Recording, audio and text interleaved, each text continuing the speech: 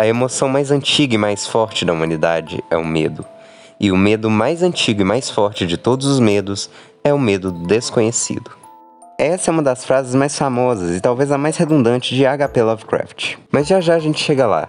Hoje nós vamos falar sobre terror cósmico, onde aquilo que não tem nome se mistura com aquilo que não tem forma. Caros ouvintes, eu sou Mr. Lua. E embarquem comigo nessa jornada de loucura, preconceitos e frutos do mar. Pois bem, antes de falar do horror cósmico em si, eu gostaria de falar um pouco sobre Lovecraft, se é que dá para separar as duas coisas. Howard Phillips Lovecraft teve uma vida peculiar. Para começar, ele e a família eram bastante ricos. Seu pai era um negociante de joias e sua mãe era herdeira de uma das primeiras famílias inglesas que chegou na América do Norte. Eu sou rica! Mas dinheiro não é tudo. Quando Lovecraft tinha apenas 3 anos, seu pai foi internado em um hospital psiquiátrico depois de uma crise nervosa que o fazia falar coisas que não faziam sentido, vindo a falecer 5 anos depois.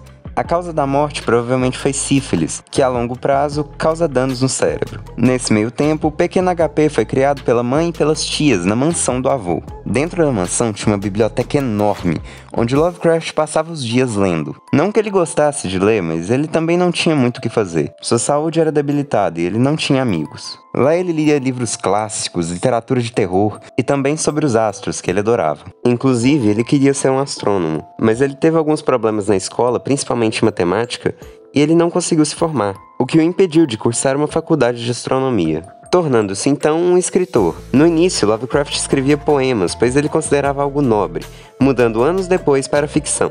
Como seu avô viajava muito, outro hábito que ele acabou pegando foi o de escrever cartas. Eram quase 6 por dia. Em toda sua vida ele escreveu mais de 100.000 cartas. Em 1904, seu avô faleceu, o que fez a família mudar para uma casa mais modesta. A herança foi mal administrada, e mesmo quase na pobreza, Lovecraft se recusava a trabalhar em coisas menores. Ele só aceitaria ser pago quando trabalhasse em revistas ou jornais respeitados. Isso porque desde cedo foi educado como um aristocrata, criado para ser um nobre, como se ele fosse superior. O que refletiu em seus preconceitos, que já nós vamos falar sobre. Isso também refletiu em seus contos, que eram escritos em um inglês arcaico, uma linguagem já incomum na época. Para sobreviver, escrevia como ghostwriter, ou seja, usava um nome falso, ou escrevia em nome de outra pessoa, sem nunca levar os créditos pelo que fazia. Em 1911, tornou-se um crítico, o que fez ele ter contato com outros críticos e jornalistas amadores. Nessa época também ele conheceu Sonia Green, sua futura esposa, que era judia. Foi somente em 1917 que ele publicou sua primeira escrita profissional, Dagon, na Weird Tales, uma das mais importantes revistas pulp da época, na qual ele publicaria pelo resto da vida. Por sugestão de sua esposa, mudaram-se para Nova York, e lá Lovecraft conheceu muitas pessoas, passando a ter uma vida social mais ativa. Mas Sonia logo teve que se mudar de cidade, deixando Lovecraft novamente sozinho. Nos seus últimos anos de vida, voltou à sua cidade natal, visitando amigos que moravam próximos a ela, ainda na pobreza, pois não aceitava receber dinheiro por obras que ele não julgava minimamente dignas. Na verdade, o maior pagamento de sua vida foi de $595, o que atualmente daria 11.000. Isso porque seu amigo insistiu muito. Em 1937, vítima de um câncer de intestino, Lovecraft morreu na pobreza, se achando um fracassado, reconhecido apenas por alguns apreciadores de contos pulp. Pois é, ele foi um daqueles que, assim como Van Gogh e Bach, fizeram sucesso somente após a sua morte. E isso só aconteceu porque seus amigos, para continuar o legado de H.P. Lovecraft, fundaram a editora Arkham, onde Lovecraft foi publicado em formato de livro pela primeira vez, sendo um grande sucesso, e com outros autores expandindo seu universo. E já que falamos dele, as principais inspirações de Lovecraft foram o poeta de horror Edgar Allan Poe e Edward Plunkett, que teve seus trabalhos publicados sob o codinome de Lord Dunsany. Plunkett, em uma visita aos Estados Unidos, impressionou Lovecraft em uma palestra, e também foi um dos primeiros escritores a criar um universo próprio, com suas próprias raças e divindades, o que mais tarde Lovecraft também faria. Para entender melhor, pense em uma formiga.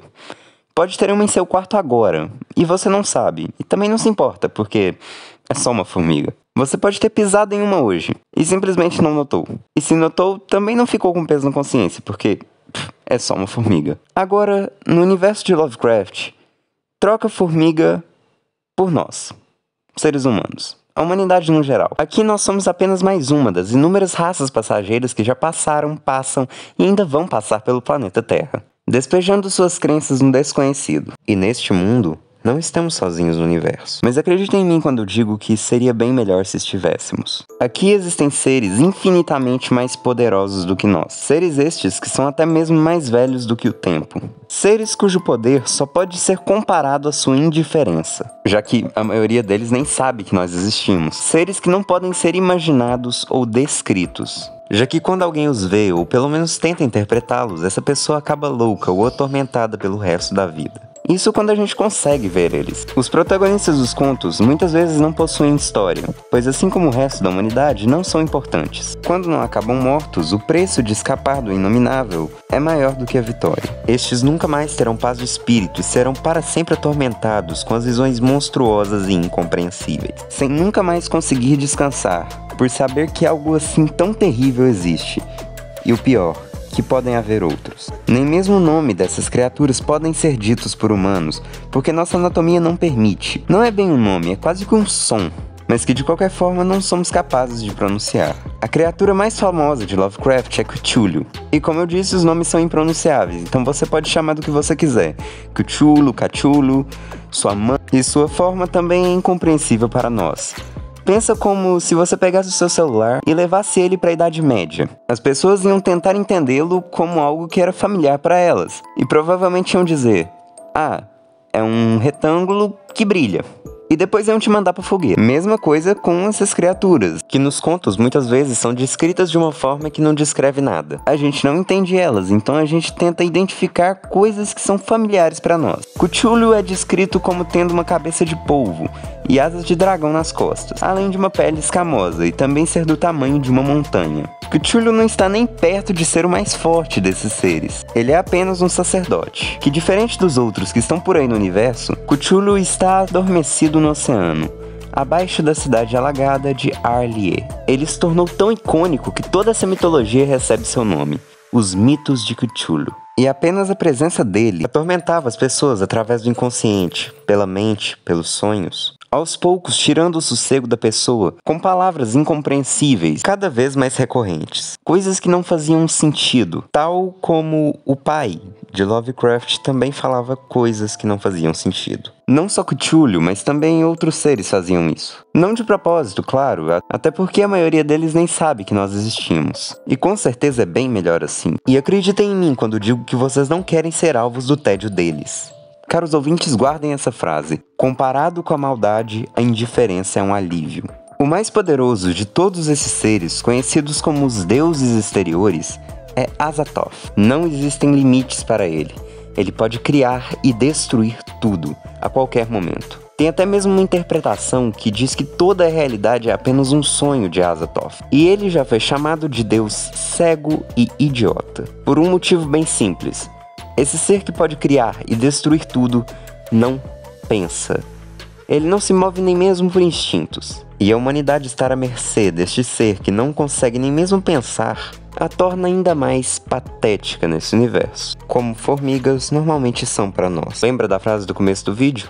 O mais antigo e mais forte de todos os medos era o medo do desconhecido. Neste universo, os autores exploraram bem os mais antigos e mais poderosos medos da humanidade. O medo da morte, das demências, o vazio dos céus e dos mares, e a sensação de não poder fazer nada contra isso. E chegamos lá. Aquilo que realmente era horroroso em Lovecraft. Bem piores do que os seres incompreensíveis. Porque diferente destes, o que eu vou falar agora é real e ainda existe. Lovecraft era racista, misógino, xenófobo, antissemita e homofóbico. Inclusive, muitas das raças e criaturas que ele descreve em seus contos, sempre de forma pejorativa, são reflexos da visão que ele tinha dessas pessoas. Na verdade, ele nem as considerava pessoas. Em algumas cartas, o autor se pergunta se elas seriam puramente humanas ou se vinham de uma mistura com outro ser menos inteligente. Em uma carta escrita para Maurice Moore, em 1922, Lovecraft deseja que uma nuvem de gás venenoso atinja os asiáticos do bairro vizinho ao dele, além de descrevê-los de uma maneira horrível, para dizer o mínimo. Abre parênteses. Uma massa bastarda de carne mestiça sem intelecto. Desagradam os olhos, o nariz e a imaginação. Bom seria se uma gentil brisa de cianogênio afastasse todo esse aborto e miséria enorme e limpasse o lugar. Fecha parênteses. Aí você me diz: Luar, esse preconceito preconceito todo, isso tudo era coisa da época. E eu digo não era, colega. Os preconceitos de Lovecraft estavam bem acima do padrão da época. Em outra carta, escrita para Natalie Yulee, de 1934, o autor defende o linchamento do grupo de supremacistas brancos Ku Klux Klan. Abre aspas. Qualquer coisa é melhor do que a mestiçagem, que significaria a derrota de uma grande nação. Fecha aspas. Ah, mas ele era casado com uma judia. Sim, uma judia que, de acordo com ele, era adaptada à civilidade. E em cartas escritas antes e depois de conhecer Sônia, ele descrevia judeus de forma pejorativa. Ah, Lore, mas isso era o autor. Isso com certeza não estava nas obras dele, certo? Errado. Lovecraft é um caso que não dá para separar o autor da obra. E muitos contos apresentam sim esse ponto do autor. No conto Herbert West, Reanimator, de 1922, o autor compara uma pessoa negra a um gorila e seus braços a patas dianteiras. Minha nossa, eu nunca mais vou ler Lovecraft na minha vida. Calma. É claro que se você quiser, você pode fazer isso. Mas, pesquisando, eu achei um caminho mais interessante. Lovecraft foi sim um ser humano horrível. E eu realmente não sei como uma pessoa que desenvolveu o universo onde o ser humano não é nada, conseguia achar que outras pessoas fossem menos do que isso. Falar que esse aspecto é uma mancha na história do autor é um eufemismo. Tá mais pra um livro inteiro jogado num balde de tinta. Horror cósmico é um conceito fenomenal. Porém, ele foi feito nos moldes preconceituosos do autor, onde, para Lovecraft, um homem branco e conservador radical via a ameaça nessas, entre aspas, diferenças. E se o mais antigo e mais forte medo é o medo do desconhecido, então eu digo com certeza que hoje, em 2022, ano da tecnologia, Elon Musk fazendo foguete que dá ré, temos capacidade de sobra para enxergar o que é ruim e o que é bom dessas obras. Não dá para negar que Lovecraft teve sim um impacto fortíssimo. Hoje já é impossível separar o gênero de terror do nome dele. Lovecraft inspirou muita gente que escreveu, dirigiu e produziu coisas realmente boas. Stephen King utilizou os conceitos do terror cósmico para escrever It. O Enigma de Outro Mundo também é um filme que utiliza desses conceitos e que é fenomenal. E nas minhas pesquisas eu encontrei o livro A Balada do Black Tom, do autor afro-americano Victor LaVey, que adapta o horror em Red Hook, um dos contos mais xenófobos de Lovecraft. Aquela frase que eu tinha dito, comparado à maldade, a indiferença é um alívio, vem desse livro, o de Victor LaVey, no caso, que eu tô muito curioso pra ler e se um dia eu fizer isso, talvez vire vídeo aqui no canal. E é justamente por isso que temos que nos informar sobre essas obras, para que possamos absorver a parte boa, tendo em mente a parte ruim, para que as gerações futuras conheçam as sombras do passado e possam se inspirar em algo com mais empatia e amor ao próximo. E bem, o vídeo de hoje foi este. Talvez eu fale mais sobre os contos de Lovecraft, em vídeos separados. Eu acho esse assunto muito legal e eu precisava fazer um vídeo sobre ele, até para falar sobre outras coisas que eu pretendo falar no futuro. E se você gosta de se sentir impotente perante ao cosmo indiferente, sugiro que veja meu vídeo sobre o pálido ponto azul. Ele estará na descrição junto às demais fontes, e vídeos que usei de base. Anyway, bebam bastante água, e até o próximo vídeo.